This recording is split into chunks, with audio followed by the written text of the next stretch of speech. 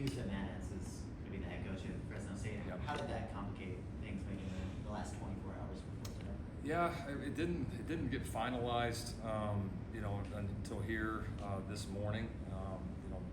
It was one of those situations that came together pretty quickly, and so I don't know that it's fair to say that it did or didn't complicate things. I mean, that's in this world, it's just kind of part of it. When you have a really good staff, you got really quality people on your staff, you're going to have guys that get opportunities to move on. And I think, we're happy for Coach Hentz first. That's these, college football head coaching jobs are really, really hard to get. And I think it's always a sign of a healthy program when programs are wanting to come in and hire your people, particularly in head coaching roles. And so he did a great job for us. He made us better. Made me better. It was a great hire and a big part of, the statistically one of the most, if not the most improved defense in the country. So, wish he and Brenda the best. They've been great Trojans and excited for their next opportunity. I don't know that I can sit here and say we did or didn't get somebody because of that today. I don't know that it was that impactful in terms of anything that played out today. But I think, part of our goal is to have a program, an offense, a defense that goes beyond any one coach. That people know that what they're getting into here in terms of our culture, our systems that we have in place, and that they're going to remain steadfast and never be tied directly to one person. And so, wish him the best. And again, I think it's a compliment to our program and to those hires that we made 12 months ago at this time. Talked a lot about the need for more production in the pass rush. Given that, how critical was it to win that Stewart recruiting battle and see you got UC coming in and making an impact pretty quickly? It was important. Jakeem was somebody that we targeted, very early on. The tough thing was so did everybody else. But he's a neat young man. I mean, we got to spend a lot of time with him. He was able to come out to LA, several times throughout the process, and you just, everybody sees the physical ability, the length. I mean, he has a very unique combination physically, but I do think, Jakeem's mentality, the way he attacks it, his confidence, he has a real gritty, tough, hard-working mentality, and I think, that is really, what makes him such an outstanding prospect and made him a dominant high school player. And so, yeah, I mean, you look at guys and you're like, all right, do they have the mental makeup and do they have the physical? Are they far enough developed physically to feel like that they could come in and make an impact? And I mean, he certainly has that. Now, like every other player on our roster, he's going to have to come in and earn it. But that's, knowing Jakeem, I mean, that's what he wants anyway. And so, it was important. He's one of the more talented defensive linemen that I've had a chance to be involved with recruiting. This is one of those things where everything about this just fit. We're really glad he's a Trojan. Hey, Coach. I'm kind of continuing on the Jakeem. You only played 12 varsity games. I'm wondering, from your perspective, when you scout and your scouting department as a whole, how do you kind of evaluate kind of the talent you see on the field, but then also looking at just the game experience they had in high school? Yeah, it's a great question.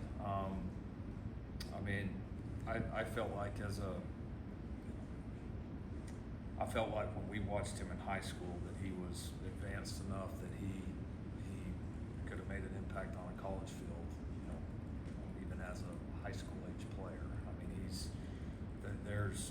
watch the way that this guy plays the game, it's pretty impressive. And when you really look at, his entire scenario, and why, he didn't play here at the end. He obviously, was made the decision that he felt like it was best to reclassify, which, there's a lot of people that I don't think would be ready physically or mentally to do that, but he is one of them, and so I can understand why he did, and then obviously got caught up a little bit within the rules of the state because of that. But he's a driven kid. He's very confident. He's very, very hyper-focused, and everything that we know about him and everything that we've been able to see when we had a chance to evaluate him in person, we had zero hesitation to target him and have zero hesitation or questions about what he brings to knew what he wanted and had enough confidence and belief in himself to go get it, and that he's kind of got that type of mentality, which I think is going to serve him well in the future.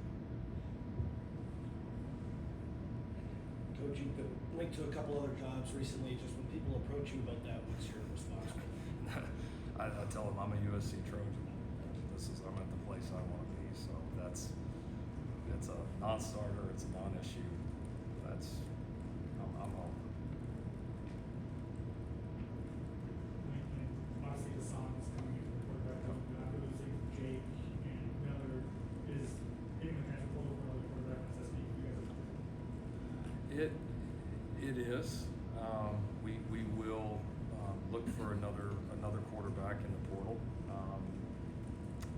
I think we're really going to be probably looking at somebody to be able to come in and provide some depth in that room. Being that, as you said, we just have two guys right now, which I think earlier in my career I would have been probably freaking out a little bit. Now it's just kind of a yearly occurrence. So excited about the two guys we got returning. I'm really excited about the way Jaden played for us here in the last three, particularly the way he played a couple of days ago. Really excited to bring Hassan into our program. That was just something that as that whole scenario played out, it became very clear to us that we wanted him to be the quarterback in this program for a lot of different reasons.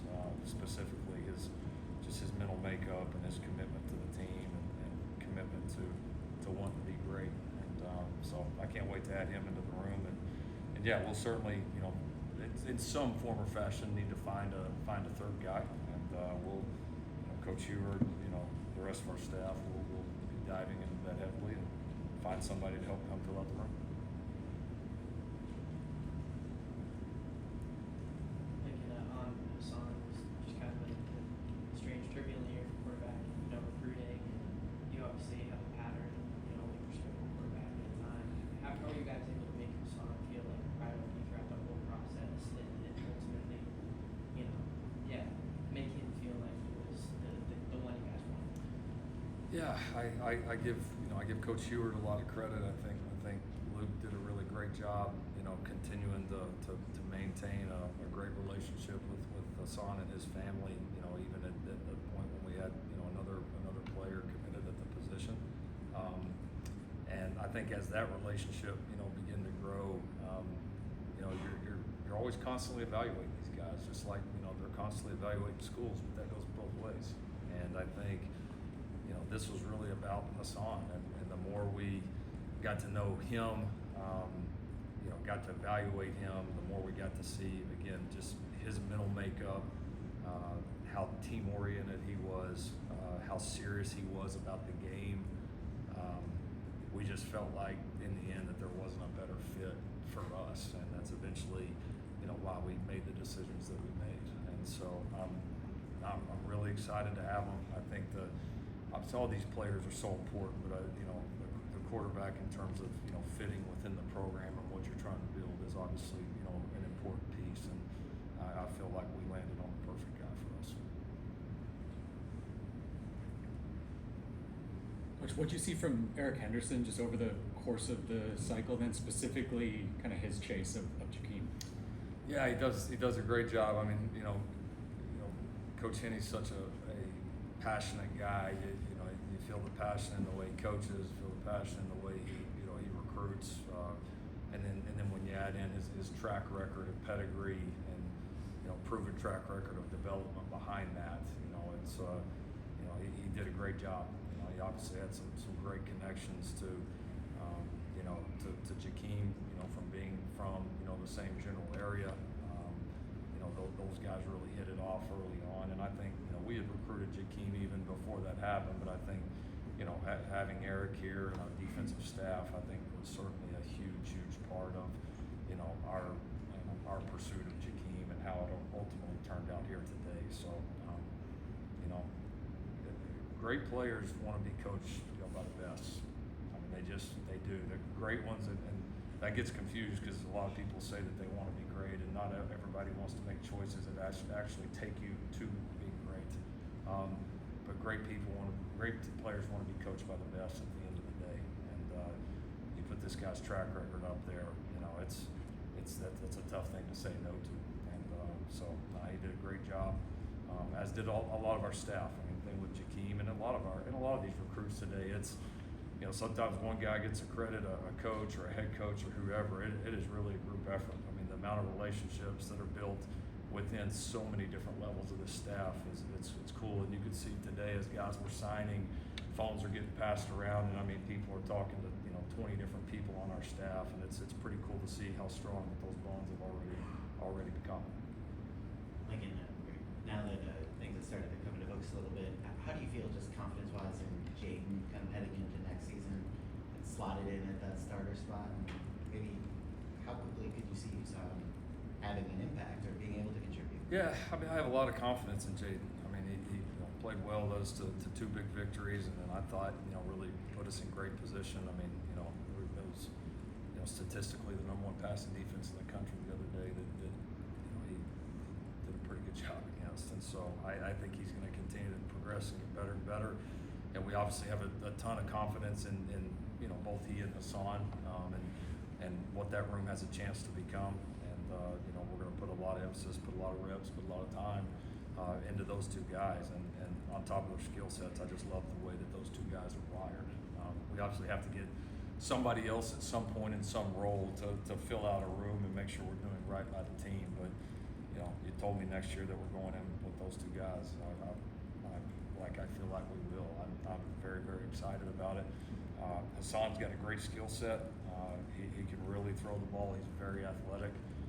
He's got a great mind for it. You know, like every young guy that comes in here, he's going to have to come learn it, come invest himself in the details. But knowing how much of a football junkie he is, like he's craving that. And so I think he'll pick it up quickly. And you know, we're hopeful. You know, hopeful to obviously get him here and get him started. You know, quickly, even potentially here with some of the bowl practices if that times out once we get the bowl announcement.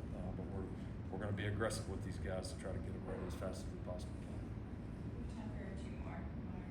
2-parter. Are you still in the mix to sign anyone from the high school ranks? And out of this class, do you have signed? Is there anyone you expect, or who are the guys you think could play early potentially?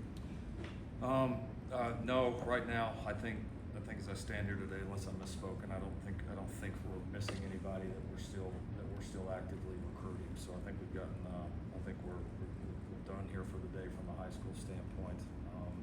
You know, there's always some potential outliers out there, so I don't ever want that to be 100% final, but that's where we sit today. Yeah, it's a great question. You know, I'm kind of looking on here of like maybe who I don't think would have a chance, you know, to be completely honest. I mean, I think you can, you know, I look at Hassan, I look at the 2 backs, you know, Harry and Riley. I mean, certainly all 3 of the receivers I think are very gifted. You know, O-line is historically one of the tougher ones to do it, but I think we signed some really outstanding guys. I mean, you know, Dunn was a big win. You know, we thought he was, you know, one of, if not the most athletic tackle that we saw in the entire circuit. You know, so he was a big win. Obviously, getting Payne here at the end was big. You know, Vicona and Willie jumped on there quickly and was, you know, were really steady guys for us. You know, Elijah is massive. Willie has a great mind for it.